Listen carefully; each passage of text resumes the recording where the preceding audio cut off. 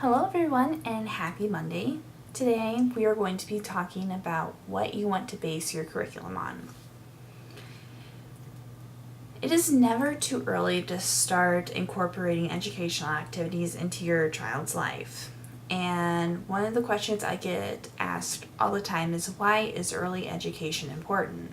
And I've actually written a few papers for school on this subject, and one of the quotes that I often used is from livestrong.com, and it basically says, by the age of 3, your child's brain has reached nearly 90% of its adult size, and the growth in each part of the brain depends on it depends on how much stimulation your child gets.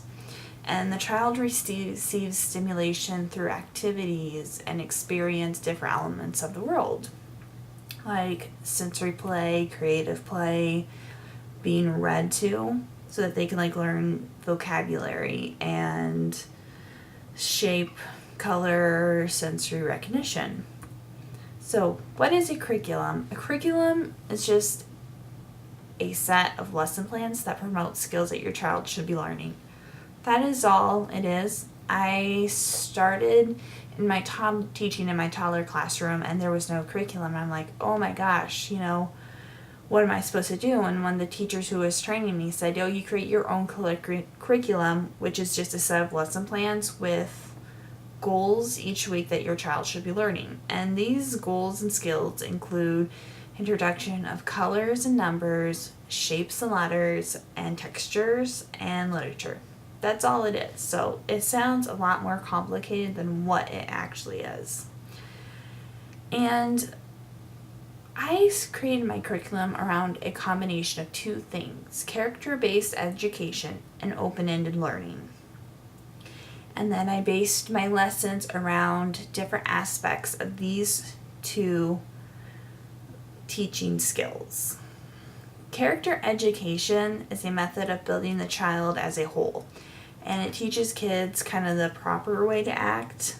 And character education often includes teaching life skills, critical thinking, reasoning, and conflict resolution. And I actually took a special education class, and I found it very interesting that they have different individual education plans, and they're often called IEPs.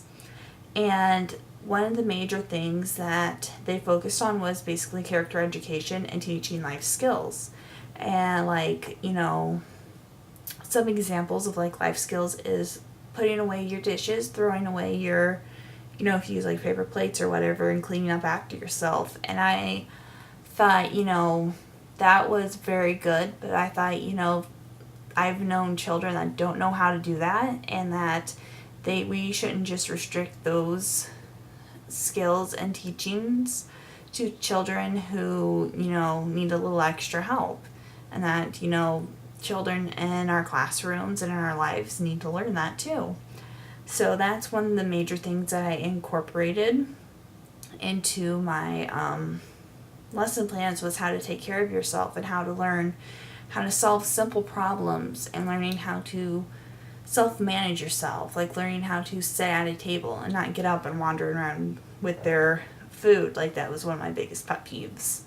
And by the end, after probably about 2 months, they sat down at the table and they would sit quietly, and they knew that when they got up they had to throw away their plates.